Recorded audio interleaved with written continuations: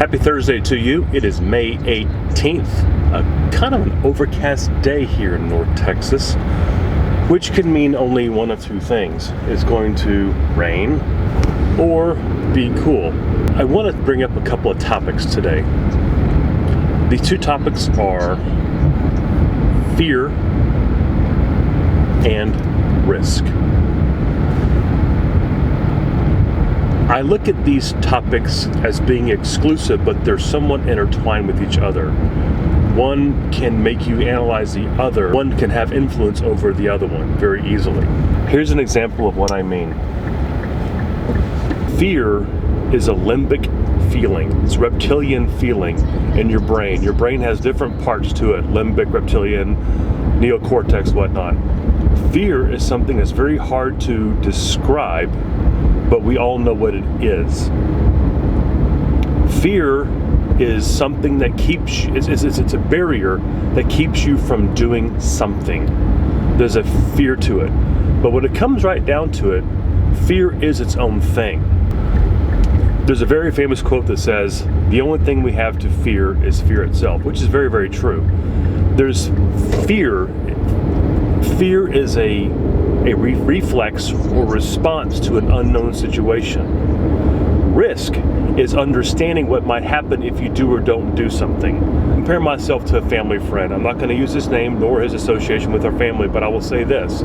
He's about 50 years old, a little bit younger than I am, has been a good worker, a corporate type guy, very much in line, very much in lockstep, has done very well for himself in his chosen field, has built up a lot of personal wealth, and is at the point now of being cresting 50 here before too long. He's getting to the point that he can actually retire. Although he has children going to college and whatnot, he's just got himself financially in a very, very good place, which is absolutely fantastic for him.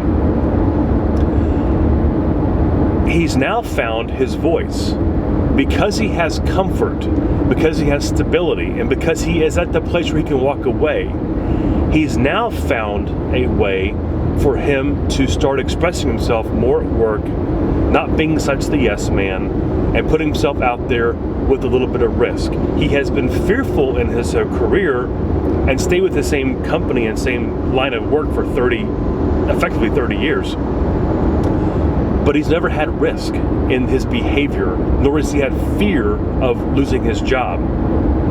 Well, now that he's in this comfortable place, all of a sudden his levels of fear have come down, his levels of risk have come down, so now he becomes the rebel and speaking up and doing everything except for growing his hair out and stop wearing a tie to work every day. The difference between that, this newfound rebellion, and people like me who it is what it is. I've been rebellious my entire life, that as far as I can remember.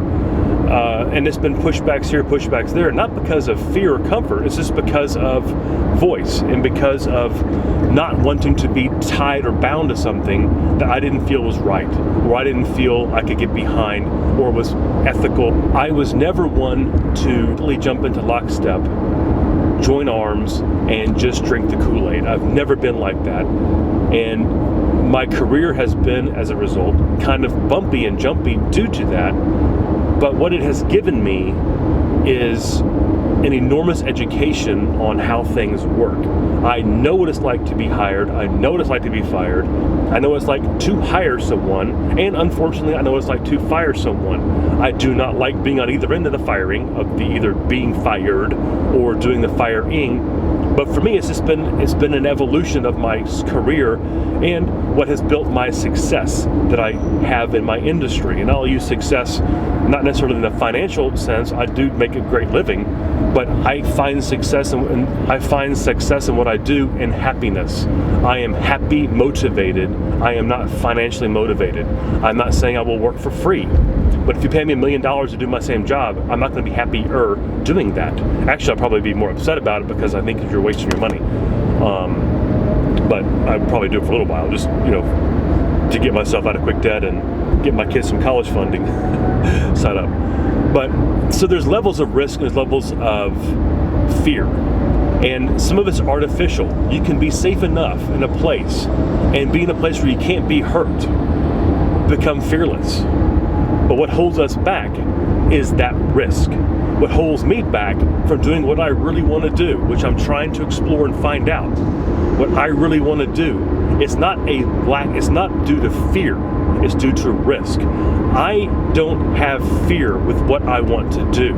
I have risk in what I choose to do because of mortgage and I have stuff out there, I have bills to pay.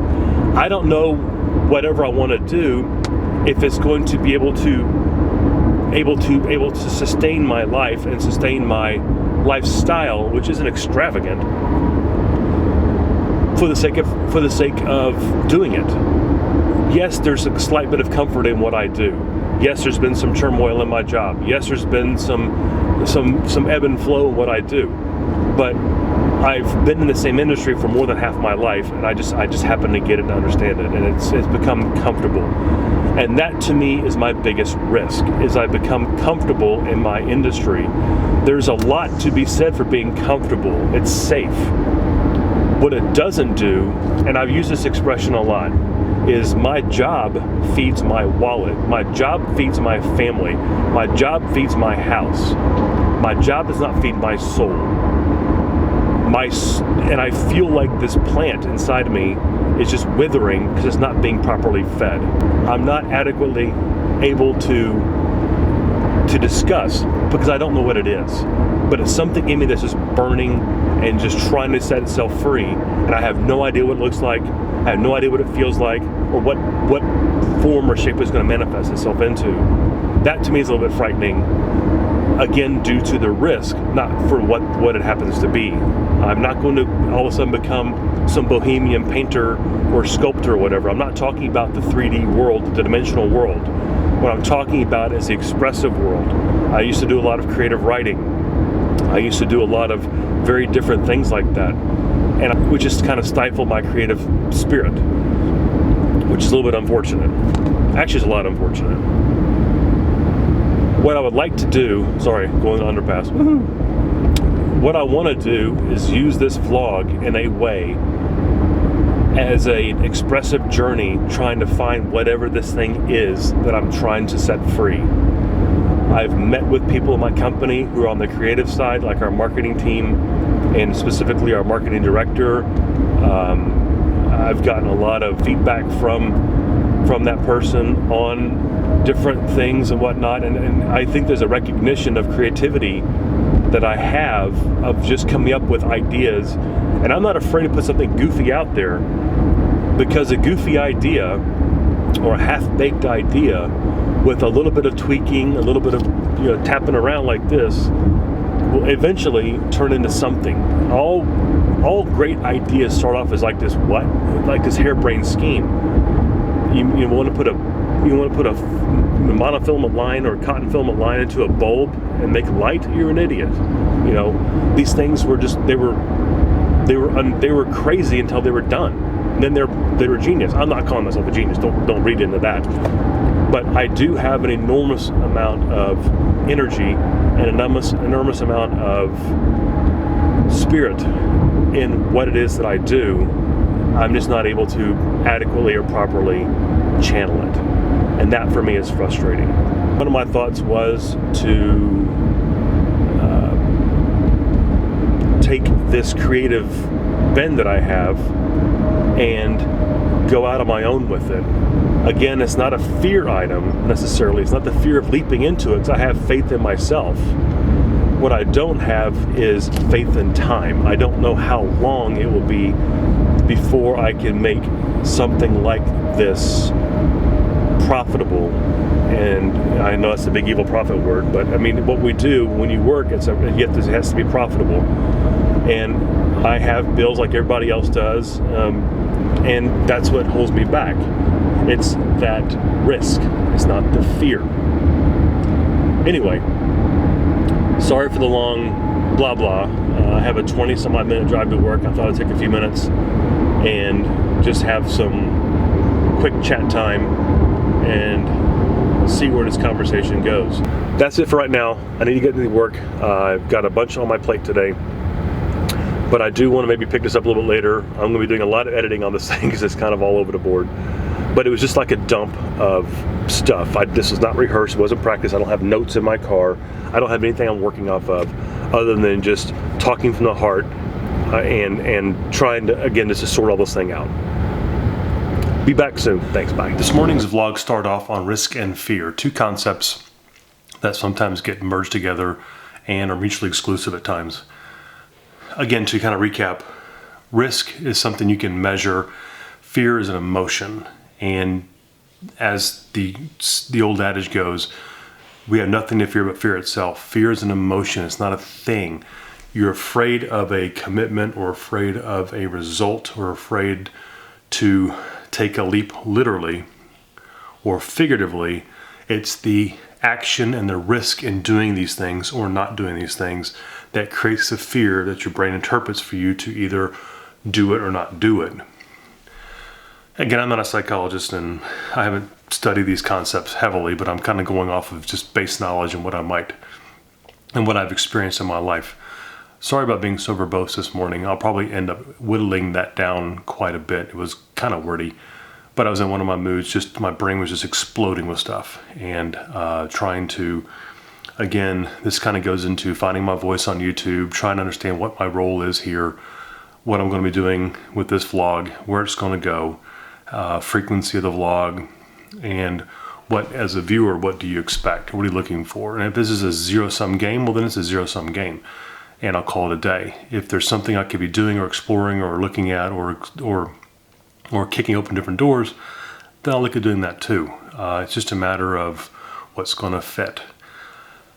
I'm also not out to emulate. I have heard from a couple people that say, well, maybe you should be more like Casey Neistat or be more like X or Y. When people tell me I should be more like this or more like that, I typically have a response.